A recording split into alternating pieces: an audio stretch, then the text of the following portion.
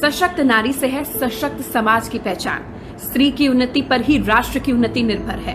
नमस्कार, मैं हूं आपके साथ Niharika Maheshwari. Hello everybody, I am Niharika Maheshwari and I will be meeting all of you tomorrow at 15th April 5 p.m. by an event organized by Srajan Welfare Society, and the topic will be the most important topic, keeping in mind the current situation right now.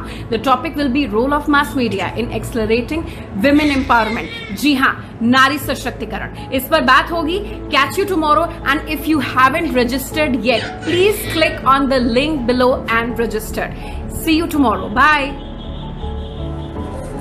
Hi guys, I'm Ranjana and I'll be connecting to you all via this webinar organized by Srajan Welfare Society on a very important topic, that is a role of women in mass media. Good evening and welcome to all my wonderful viewers. I am Mrs. Rana Khatri Kannan, just coming live on 31st May at 3 p.m. just at Srajan Welfare Society on a corporate webinar just for you, talking on the myths what entrepreneurs can break to become successful. Also talking about stereotypes. Do watch me. Look out, coming soon. I am Dr. Abhay Kumar, Vice Chancellor Pratap University, Jaipur, Rajasthan. I am very thankful to Srajan Welfare Society for having invited me as a guest speaker on 21st June from 11 am to 11:45 am on a very important topic, the new National Education Policy 2020. सृजन संस्था के तत्वाधान में virtual संवाद के माध्यम से आप सभी को जानने, सुनने एवं सीखने की आशा में मैं आप सभी से दिनांक 30 जून 2021 को आपके सम्मुख उपस्थित होऊंगा।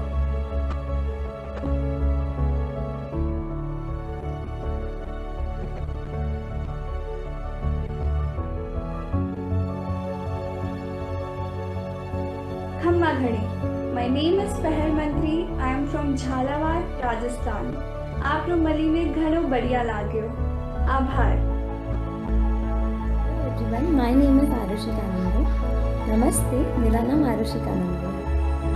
Hello everyone, I am Deepti from Srajan Welfare Society. Namaskaram, Nenu Deepti, Hyderabad నుండి. Hello, my name is Aparna George and I am from Kochi, Kerala. Namaskaram, ende peru Aparna George. Hello everyone, I am Shaini Jha. Namaskar, I am Shaini Jha. I am from West Bengal. Hello everyone, my name is Shreya Saundarya. Namaste, मेरा नाम श्रेया सौंदर्या है and I am from Hyderabad. Thank you. Hello, my name is Megha Yadav. Namaskar, আমার নাম Megha Yadav and I am from West Bengal. My name is Shreya Purwar. मेरा नाम श्रेया पुरवार है and I belongs from Prayagraj, Uttar Pradesh. Thank you. Hello, my name is Rakhi Jha. नमस्कार, मेरा नाम राखी है। I'm from Hyderabad. Thank you. Hello everyone, my name is Soumya and I'm from Indore. Namaste, मेरा नाम सौम्या है। I'm in Hello, my name is Nikita Das. Namaskar, हमारा नाम Nikita Das and I am from West Bengal. Hello everyone, my name is Yamini. అందరికీ నమస్కారం. నా పేరు Yamini and I'm from Hyderabad. I am Rukmi Priya. வணக்கம், என் பேரு Rukmi Priya. I am from Tamil Nadu. Hi all, I am Ashmi. Namaskaram, എൻ്റെ പേര് ആഷ്മി, ഞാൻ കേരളത്തിൽ നിന്ന് വരുന്നു. Thank you. Hello, my name is Kausi Kumari. Namaste, मेरा नाम Kausi Kumari है and I am from Ranchi, Jharkhand. Hi, I am Nisha. Vanakkam, என் பெயர் Nisha. I am from Tamil Nadu. Hello everyone, my name is Sharaki Raj. Namaskar, मेरा नाम Sharaki Raj. I am from Kanyakumari. Hello everyone, I am Janashruti. Welcome to Vanakkam. I am Janashruti. I am from Tamil. My name is Vidaksha Nadu. मेरा नाम विदक्षा नंदू है and I am from West Bengal.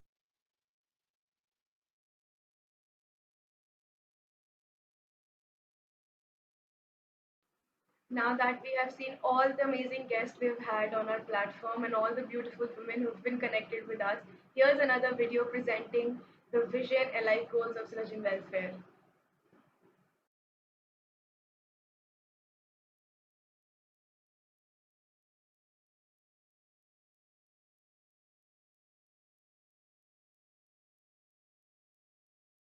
Imagine is a process of creation.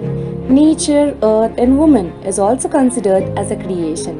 Just as nature is full of educate means to save life and earth, woman who is a wonderful person gives life to society, family and nation. We also want to put our best effort in that we can do something to make women literate and help them in their employment, education and health. We also want to help them in their generating their self-employment with self-respect and help every woman to reach the basic needs of a healthy society. What is our vision? Our vision is to provide women a society where they can live with equal terms, rules and responsibilities. We want to empower women and create an educated learning lady of the house. What is our mission? Our mission is to open schools and educational institutions and clinics, especially for women from rural village areas, and make them realize their importance in society. We also want to make every woman self-relevant with their own identity and career academic preparation. Our Srajan Welfare Society chapters in Bhopal, Indore, Gwalior, Jabalpur. In our Srajan Welfare Society, we also had live webinars with prominent delegates for the empowerment of women. Some of these are law and legal webinars with the guest speaker of Aishwarya Bhati and Guncha Rasool. In educational webinar, the guest speaker was Gunjan Singhal and Mehak Khan. And in medical webinar, the guest speaker was Dr. Rama Jaisundar ma'am and Dr. Pratibha Garg and Dr. Juhi Gupta. Career webinars was also held with the guest speaker of RJ Pirpur and RJ Muskan, and some of our webinars with Deepa Sayal and Manisha Chaturvedi. We also had seminars on women empowerment, a woman for a woman, and a seminar on media webinar with the guest speaker of Ranjana Singh Rathore and Niharika Maheshwari. Future ambitions to have more and more women to join our family of Srajan and to be proudly face of every woman in our society. Start an open school on ground with her after this pandemic. We want to be the voice of women. Come, be the part of Srajan. Here are some of the platforms of Srajan Welfare Society. Just go, follow and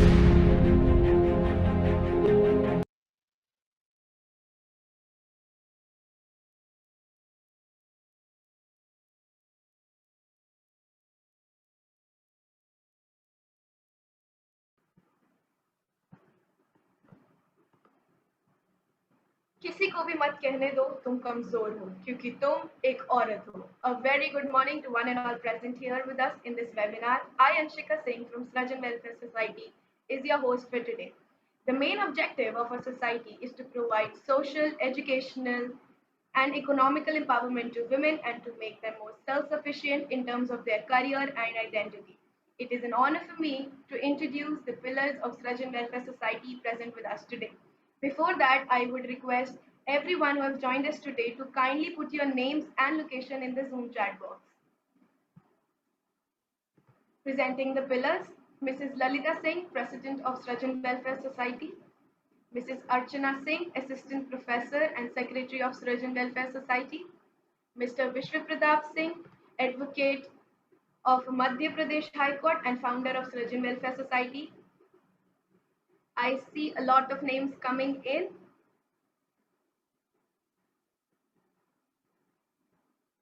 Thank you to everyone who putting their names in the Zoom chat box. I would request everyone else to also do that. Shivi from Varanasi, Khushi Hinduja from Gwalior, Megha Yadav from West Bengal, Muskan Agrawal from Betul, Shefali Khan from Jhansi, Ankita Trivedi from Gwalior, Madhya Pradesh, Nikita Sharma from Indore, Anjali Singh Chauhan from Bhopal, Praveen Ahmed from Siliguri, Poonam Singh from Rewa, Swati Goswami from Nagaland, Arushi from Lucknow, Ekta Sri from Pune, Maharashtra, and all the names would be taken following this event for sure. Thereby presenting our guest speaker, Mrs. Ira Singhal ma'am. She is Deputy Commissioner in Delhi government and also the first female to achieve AIR first in civil service examination. She is currently the brand ambassador of Department of Disability, Ministry of Social Justice and Empowerment, Ministry of Women and Child Development, and the Niti Aayog. It is an honor to have you here with us, ma'am, for the discussion on the topic effective ways to accept tough situation in life. We welcome you, ma'am. Meanwhile, I would request each and everyone to kindly put their names in the Zoom chat box. Over to you, ma'am. Welcome.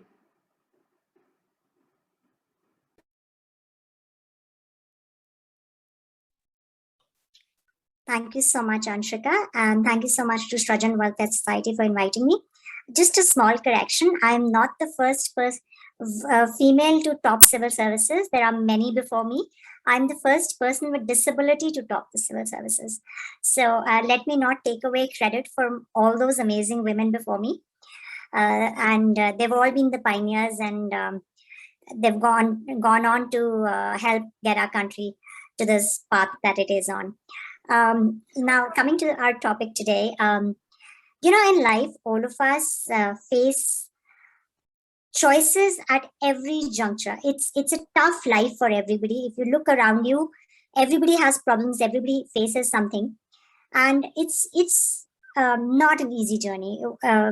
Whoever you look at, whoever it is, they've had to struggle. And the main point is what choice you made at the point. And that is what decides where your life will lead. That is what will decide whether you're successful or you will end up regretting your actions. And at every, whenever there's a choice, you always have two options. You can look at a glass half full, or you can look at a glass half empty.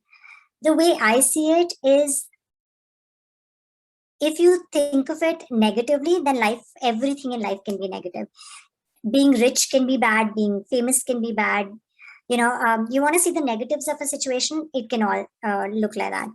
But what I do is, at every situation, what I think of it as, okay, this has happened. Now what do I do about it? Is there something that I can change? And remember that the only person you can change is yourself. You cannot change someone else. You cannot affect someone else. The only person at all whose actions you can affect is yourself. So the way I look at a situation is, what steps can I take to make this better? What is it that I can do to make the situation go in the direction that I want to? So for example, if you're, I don't know if you're all students that are here in your audience, but let me assume that you're all students. Or if you're not students now, you were at some point. Whenever there was an exam, you always had a choice of not going to the exam. If it was tough, you always had that choice. You always had the choice to just not give the exam. But what would happen if you didn't? You wouldn't pass, you wouldn't get the degree, you wouldn't get to go on in life, right? So what you did, and I'm sure most of you did that, is you decided to give the exam. And now what that means is that you decided that you will study for that, whatever time is left. So at every moment you have a choice to give up. At every moment you have a choice to do your best in that situation. And I'm pretty sure that if you gave the exam, most of you would have passed that exam. But there was that moment when you felt like giving up. There was that moment when you felt like I can't do this anymore. Personally, there have been a lot of moments in my life when it was easy to give up. It was possible to decide that I'm not going to do this anymore. So for example, when I was giving civil services in my first attempt, and Civil Services Exam of India is considered one of the top 2 or 3 toughest exams in the world. So when I cleared the first time, and I cleared this exam 3 times before I got rank 1. In my first attempt, I did clear the exam, and then I was not given a posting because my disability was not being accepted by the service that I had selected. So basically, the rule was that even if you're a person with disability and you can do the job, just because we don't like your disability, we will not give you the job. And I decided at that moment, my choice was to let it go. My choice was to leave it aside and to move on and do something. And by the way, before I gave the civil services exam, I was working in the corporate sector as a strategy manager with Cadbury. And I'm sure, and I hope that all of you know about Cadbury, because if you didn't, there was something wrong with your childhood. Your parents were unkind to you. So that's what I say, that you had child cruelty, child abuse, if you don't know what Cadbury is. So, right? Yeah. So the way I see it, I had a good career that I had left to get into the civil services, because my only reason was that I wasn't looking for a better job, because I had everything that I could possibly want for myself in the corporate sector. But I was looking for a position, for a path wherein I was making a difference to the world around me. Now, at this point, my choice was that I could give up. I could go back to the corporate sector, and I could go back to my cushy life, and you need to, you can't even spend that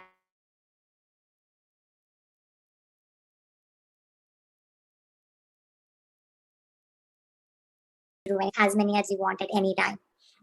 So it was an amazing life like that.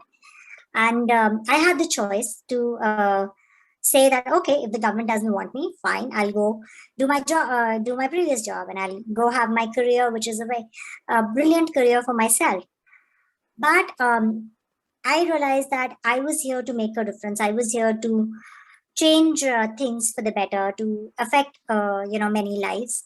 So I decided to fight it in the court, and I went to court, and I hope none of you ever have to face legal battles, because I think legal battles are, I think, one of the toughest things to face in our country. So, it takes years and years, and you never know what will happen. But because I was here to make a difference, I was here to make lives better, I decided to that this was going to be my first step. And I went to court, and it was a 2-3 year battle, and I won the case. I got in. So, and I was given the posting. So at that moment, my choice was to take the easy road, which was going to be for myself a lot beneficial. And, I could go back to a career, and I could go live my life nicely. But I chose to do that. And because of that, today, the policy, when I got rank 1, the whole, there was so much awareness about what had happened and how wrong this was, that it has ended up changing the whole policy. And now a lot many more jobs are recognized for multiple disabilities. So that went on to make a difference. That went on to change lives for a lot of other people with disabilities. And so there is always that option that we can give up, we can go to the other path, choose something else. But will there not be a moment that you would regret it, and what you could have achieved if you gave up, and if you decided not to face that challenge? Would that be worth as much? And how you handle tough situations and how you accept them is, the way I see it is,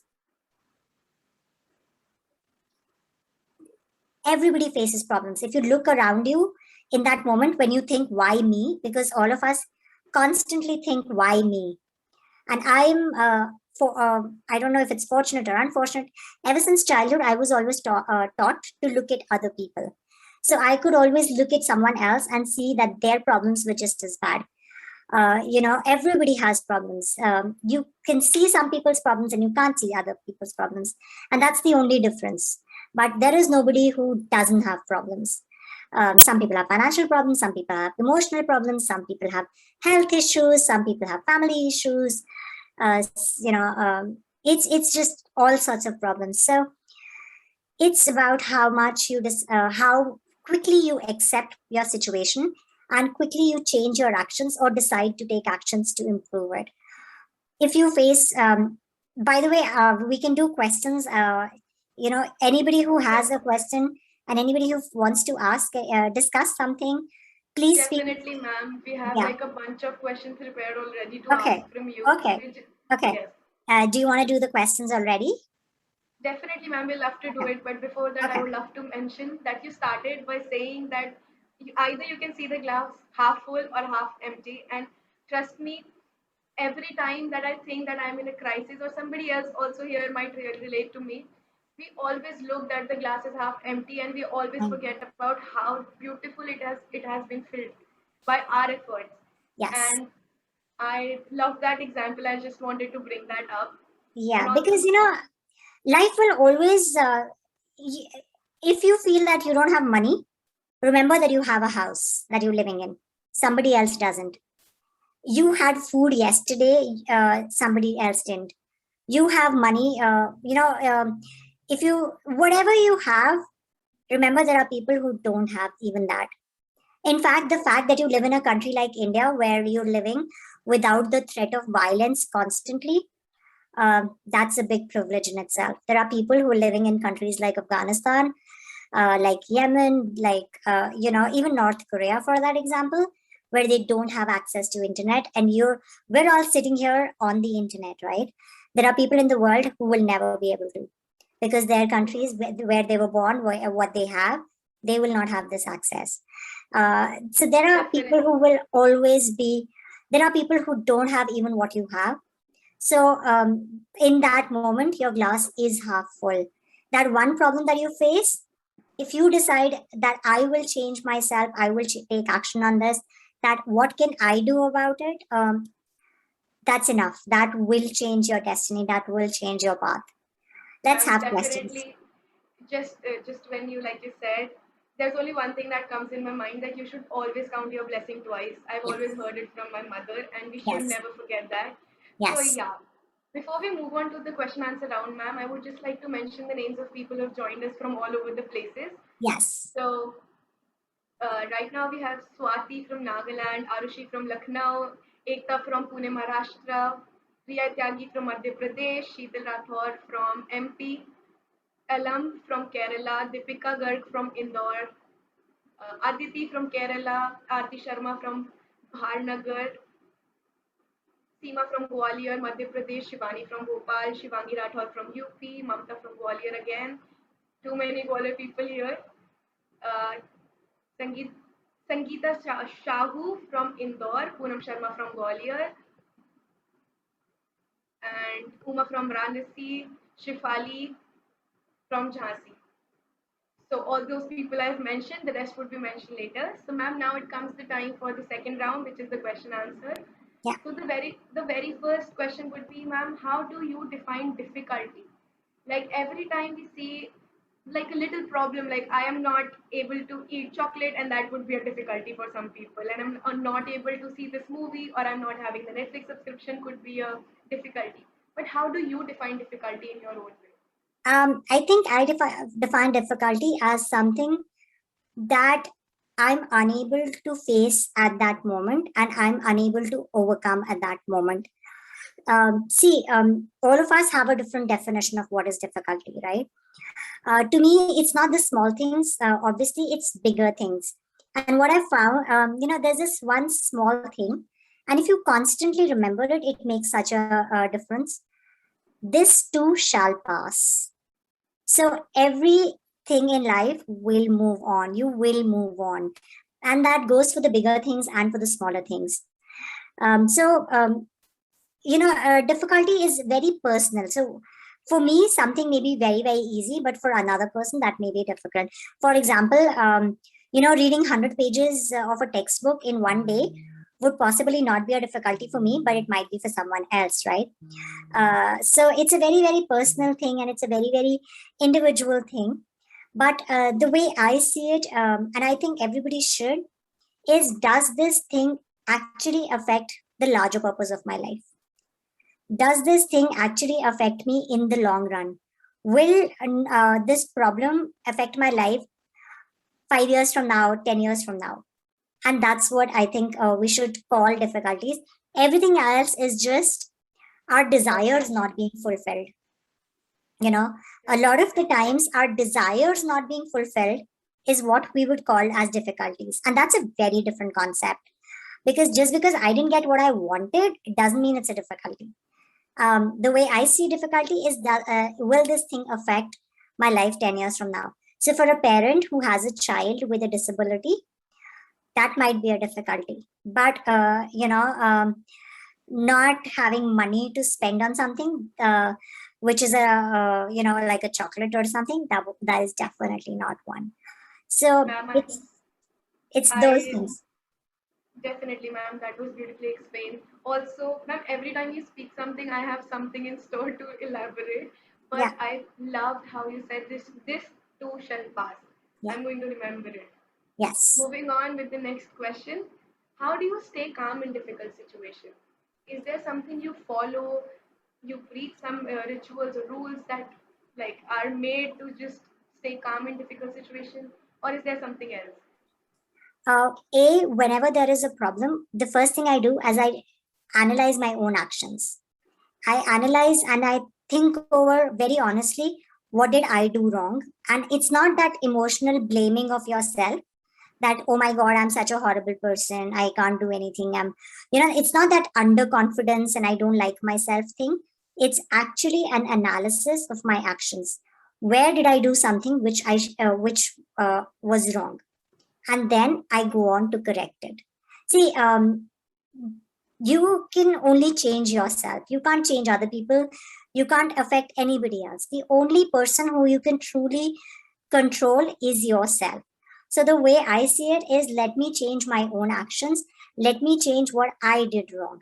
So every time there is a problem, I look at what did I do wrong till now? Or if there isn't anything that I've done wrong till now, what can I do from now to change this situation? What do I need to do? So for example, if there is a flood in my area, obviously I didn't do anything to cause that, right? Obviously it's not my fault, but it is a problem. And that is something where there can be panic. And, there will be a lot of people who will be worried. And yes. So what I do is, what do I need to do in that moment? What is my next step? What is the action that I need to take? So which is prepare an action plan, which so first thing is to save lives, right? So we make sure to save lives by evacuating people, spreading the message that the flood is coming. So everybody leave and come back, come out of your places. That gives people enough time. In the meantime, you prepare the shelter, you make arrangements for food, you make arrangements for, essentials, toilets, all of those things, right? So it's about every situation. For example, if there is an accident, what do you do then? So you, in your head, you quickly learn to prioritize things. That at this moment, what is the biggest priority? And for smaller things, let's say that there are 5 hours left to the exam, and you did not study till then. So okay, now decide what is the most important textbook. Did you is there a friend who can teach you something in 5 hours? Is there a video you can watch which will quickly tell you everything in the time that you know? Otherwise, can you read the main points of the book and get an idea? So instead of panicking and crying about it, you start learning, you start studying, you start preparing yourself for what is supposed to come next. So the way I see it, you can always sit and cry and worry, or you can do something and change the situation. In my experience, sitting and crying doesn't do anything except make the situation worse, right? And most of the times, as women, our reaction is to panic and to sit and cry. And I'll tell you why that happens, by the way. Since childhood, women are never taught to be in control of situation. You are always taught to act weak, and you start believing that you are weak. If there is a decision in the family being taken, the girls will not be consulted. The girls will not be asked their opinion. And you start thinking of yourself as someone who cannot then take decisions, because somehow our social conditioning in Indian families is such that women are not made a part of the decision. In fact, even for the bigger things, your mother will tell you, ask your dad, ask your father. And your father, when you're an adult, will maybe discuss things with your brother, but he will not discuss with you. And, when you go somewhere, you are not expected to know the route. It's like you're a girl, so it's okay if you don't know the route. It's okay if you don't know this and if you can't do this or that's. But that's the problem. And that's what makes you feel like that's what makes you panic in situations, because you don't learn how to be in control of anything. You don't learn how to tackle problems from childhood because nobody lets you. But then what that does is you need to learn that skill for yourself. You need to learn to do those things yourself. I hear a lot of girls saying, I don't know the route. I'm so sorry. I'm so bad at knowing the routes, and I'm so bad at that. Why? Why are you bad at that? Why are you allowed to be bad at that? Why have you allowed yourself to not know the routes? Why is it acceptable for you just because you're a girl to not know the routes? We say we want equality, but we don't want to put in the effort for equality. Ma'am, this is the most We don't do that. thing I've heard this entire time. Yeah, we because want equality, but we can never. We don't do anything for it. We still think that because we want equality, but then we also want the excuse of I'm a girl, so I can't. I'm a girl, so I don't know how to change a bulb. I'm a girl, so I don't know how to repair the whatever is broken in my house. I don't know how to fix the TV. I don't know how to fix the wiring. I don't know how to do that because I'm a girl. Why? If you want to be equal, then you need to learn to take care of things. You need to learn to be equal in everything. I'm not saying that boys can lift 100 kgs, so girls should also start doing that. Well, the girls can give birth, boys can't. So there are some things that you will genetically be, different in. But when it comes to mental tasks and things that are about learning something, I don't see a reason why girls should take the back seat. And especially, by the way, it's even more important for girls to know the routes than the boys.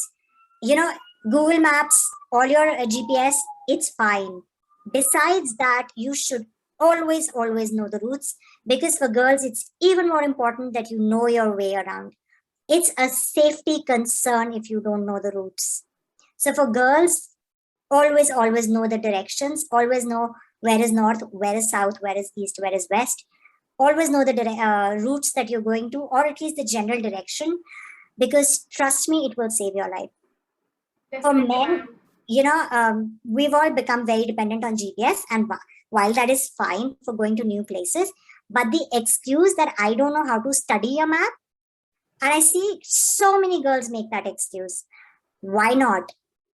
Why not? Why do you not work on, and it's not something which is very hard. It's just about not wanting to do it. Most of the things are about not wanting to do them. So in life, it's the same thing. You can, all of those tough situations, they will be tough and more difficult, and you will panic and you will not be calm because you haven't forced yourself to learn the skills of survival. And it's only when you learn the skill of survival when true equality will happen. If you want your family to take you seriously, then you need to learn to take yourself seriously. You need to learn to, stand on your own with the small things as well. So if you are somebody who takes yourself lightly and who says, I'm a girl, so I don't know this and I can't do that, then that is what others will think about you as well. And that is how you will not be calm in tough situations, because you never learned how to handle things for yourself. Definitely, ma'am. If in a situation of crisis we are feeling helpless, we do not have to stay helpless. Yes. We can be our own help. Yes. So to all the girls who are present, obviously there are all girls. So I would request them to please make a note of this. You should always know where you are headed to, and you should always remember the locations and areas around you. Yes. This is for your own safety purpose. Yes. Boys don't need to still know the routes, they can get away with GPS. As a girl, you should always know what direction you're going in, what is the general route. Study maps, learn to read a map. It's extremely important. Okay, so ma'am, with that, we'll just move on with the next question because we have a ton of it.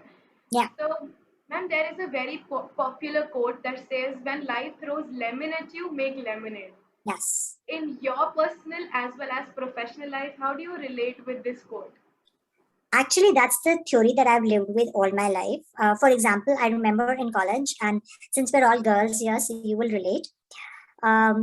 There used to be times when, when we were a group of 3-4 girls, and there were these times that we were up to be elected to any society in college, and the boys will always vote for other boys because they would say that, how can a girl head a society? How can girls be the head of societies? So it's the boys who have to do that. And, the boys will, how can girls do this? How can girls be allowed to be heading things, and being the president of something and vice president of something? So what we used to do, and they would not let us, and they would not vote for us, and they would not let us get into those things, and they would hide the information from us. So what we ended up doing was we created new societies of our own. I remember that we used to have this theater festival in our college, and all the boys would become the, we used to have it branch wise. So electronics would have it, computers would have it, IT would have it, mechanical would have it, and different branches used to do that. So what we did was, the boys would the festival was just one play in the year that happened, and the boys would never let the girls be in charge of the play. So what we did was we opened a new theater society of our own, and we actually performed outside the college in professional events on our own, and we got to perform at a lot of other places just because they didn't let us be in charge of that, despite the fact that we were actually the better performers and better able to handle things, which we proved by having that society. And we went on and won awards in a lot of theater festivals around the country. So I have personally always believed that we ended up starting 7-8 new clubs, while all of those people had just that one club on their CV. And that helped us in our business school CVs. And, that made our life, and we learned how to handle things. We learned how to manage things, and even manage people and businesses in a way. So, in fact, all of the, things that I learned because of that, I actually held one of the biggest festivals by one of the ministries, our Ministry of Donor, where normally they used to have 10,000 to 15,000 people who came to their festivals.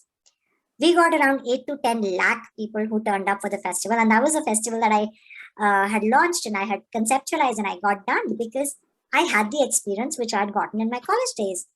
Because I had to, learn to fight and learn to manage everything on my own. So yeah, you never know. You never know how things. That definitely leads to making your own way through the hole. Yes. Even if things are difficult, you have to crawl down, you have to bend down, but you don't have to stop. Yeah. So, and you don't have to do it yourself. And congratulations for holding out that event because it's a huge number. Yeah. So that is actually till date the biggest festival that the ministry ever had.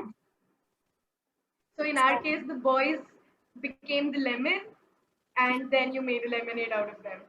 So I wouldn't even call it like a thing like that. It's just that all of those skills, they helped me later do something which was much, much bigger at a national scale.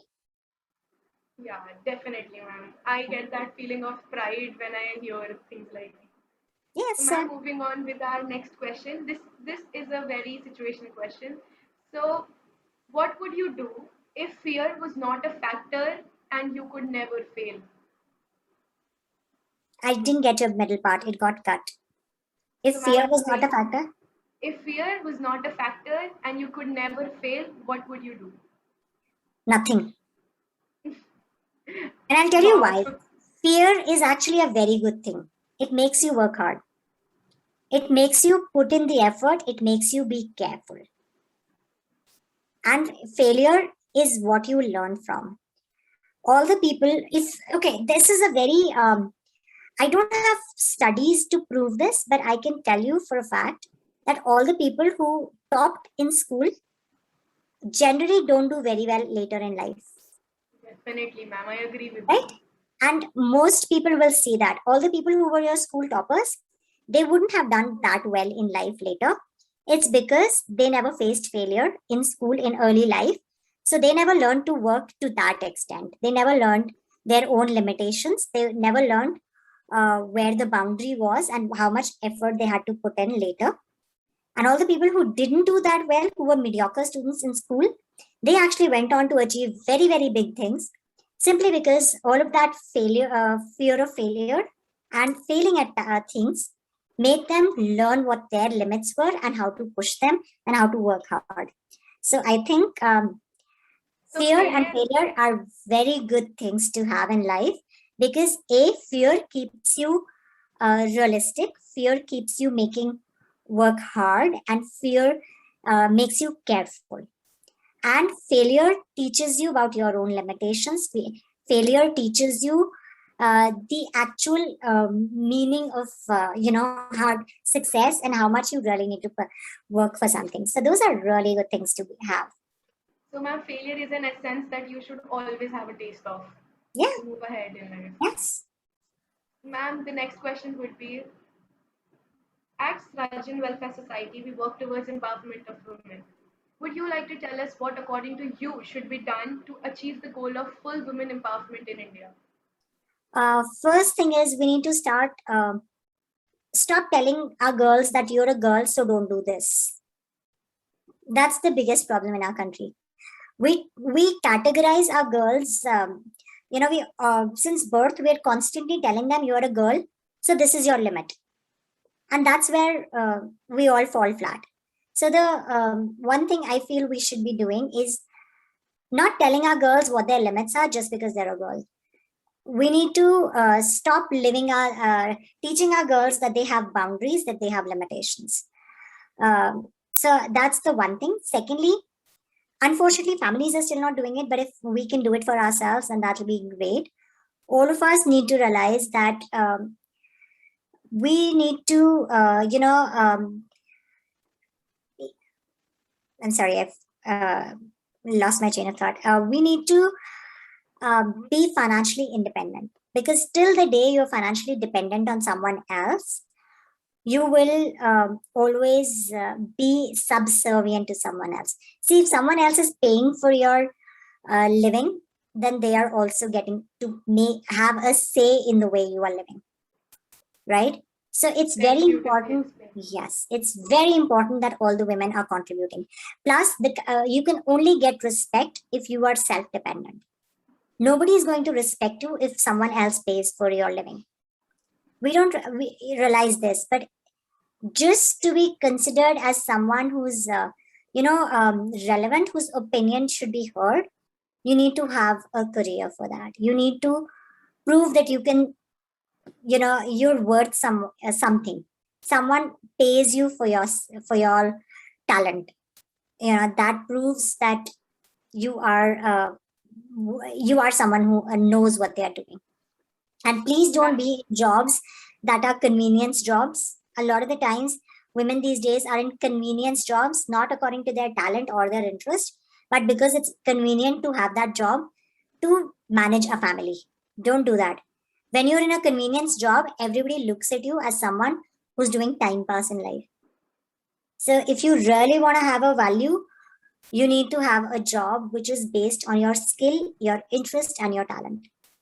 So don't be in convenience jobs. But I'm glad you still, convenience job is still better than nothing. So if it's nothing and convenience job, please do the convenience job. True, ma'am. Like I said in the beginning, किसी को भी मत कहने दो तुम कमजोर हो क्योंकि तुम एक औरत हो. Absolutely. So you should always keep that in mind. And stepping out of comfort zones has always been the mantra of many people in life. And I think all of us here should always follow that. Yeah. So now, ma'am, the next question would be, it is said when you educate a woman, you actually educate a whole generation. Do you agree with this? And please put in your thoughts. Absolutely, because every child, their first teacher is always the mother. And she also becomes the longest running teacher. And, because the child's interaction with the mother will always be more, no matter what how empowered or equal we become. So if the mother is not educated, then the child is missing out on those elements, right? So absolutely, the next generation learns from the women. So if the women are not educated, that generation will have gaps in their learning. So yeah, I completely agree. A female in life is like the roots yes. of the tree. They hold you together and they tell you how to grow. Yeah. So ma'am, our last question would be, women in Paralympics have done exceptionally well. Do you think now it's the time for women, and especially differently abled women, to step in and fulfill their dreams, not just in sports, but in other careers as well? Absolutely. And in fact, why just now? I wish they had been doing it all their lives. All our generations, for centuries and decades, we should have been taking our place as equals. Unfortunately, the world got structured in a way where we didn't. But we must also remember this, that when when there is a low technological level of a society, then it's the physical strength that matters more. But now with the advancement in technology, it's actually coming up to the mental strength. And remember that in mental strength, we're all equals. So then if you are not using your talents and taking your place as an equal, you will definitely miss out. So, and no society can truly progress if only 50% of the society, which makes up the men, is really doing well, are the ones who are making all the decisions, are the ones who are doing all the work and have all the opportunities. So for any society to truly progress, both the genders and every single person needs to be performing at their optimum level. So definitely with the technological advancements, and especially now that a lot of jobs are even moving from work from home, it's very vital that women start earning for themselves, start standing up for themselves, and become empowered. Because all of these cases that we hear of women abused, abuse after marriage, post-marriage, all of that can only happen to a girl who is considered as weak. Strong girls are not abused, and you can only be strong if you're standing on your own feet, if you're making your own decisions, if you're and don't be making bad decisions. Just because you get an opportunity to make decisions doesn't mean you should be making bad and illogical decisions. Learn to think and analyze your decisions before you. Yeah. No, also people don't take you seriously if you're constantly making bad decisions, right? With great power comes great responsibility. So if you have great power to make your own choices, then it is also a responsibility to make the right choices. You cannot be frivolous with your choices in life. So that's another thing that's, what that we should be looking at. So ma'am, in this entire conversation so far, we've talked about how we should step out of our comfort zone. And exactly that I would like to mention, like women that have done exceptionally well in Paralympics have already stepped out of their comfort zone, and it's now our time also. It's not only about representing your country, but it's also about representing yourself, which I think women of today should definitely do. Just one thing, Anshita, I got a question in private from Megha Yadav. She has asked, what was the hardest decision you ever had to make? To be honest, there have been a lot of times when I had to make decisions. But for me, decisions are not generally very hard, because I always know I'm very clear in my priorities in my head. So decisions don't really become very hard. It doesn't take me that much time. But I think the hardest decision in that respect would have been to quit my job and to sit for civil services, because it was a very unsure thing to do. It was a very big risk, because I already had a settled career. I had a good growing career, and I was going to leave that for something where you don't know the result. Out of 10 lakh people every year, just 1,000 get selected, right? So it was a very, very unsure thing to do, a risky thing to do. So I think in that respect, that was the hardest decision, because it could have affected the rest of my life in many ways if it didn't work out well. But because I knew what I was doing, and I was clear on my reasons for doing that, and I was prepared for the amount of work it will take to make that decision stick, it wasn't such a bad choice. So I hope that answers your question. Yes, ma'am, that definitely does.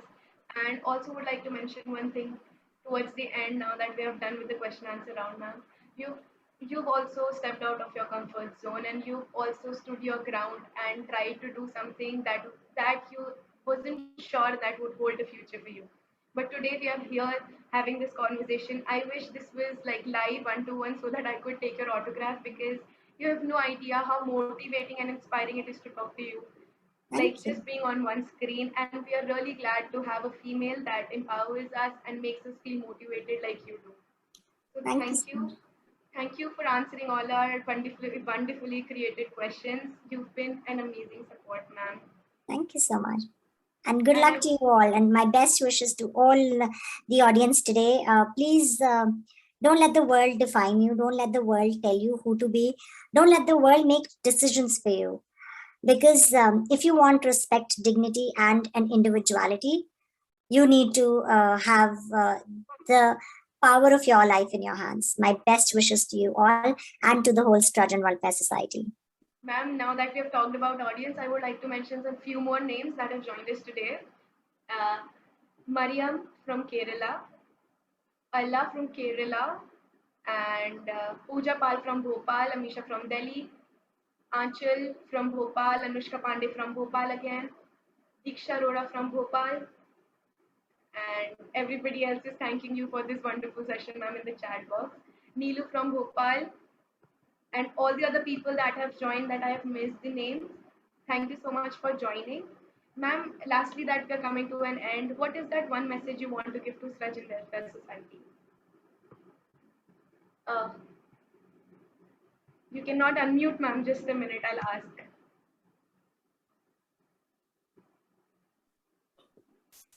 ask. That's just my message. I hope you keep inspiring many girls and helping many girls reach their potential. And my best wishes to you all for the brilliant work that you're doing. Ma'am, your words will definitely help us along a long way in life, and I'm glad we had this session and I could see you personally. Thank you for joining us. And to our audience, I must say to our lovely audience, it is rightly said, we must accept finite disappointment, but we should never lose hope for infinite possibilities. Thank you for your unwavering attention throughout the session. Last but not the least, I would like to thank the management and the team of Sturgeon Welfare Society, without whose effort this webinar wouldn't have been possible. This has been an amazing session, and I hope from this session you take away something that you remember for your whole life. Thank you so much for joining us today, ma'am. It was an honor. My pleasure. And thanks, everyone. I'm glad it could help you all. I hope we can keep connecting, ma'am. See you. See you.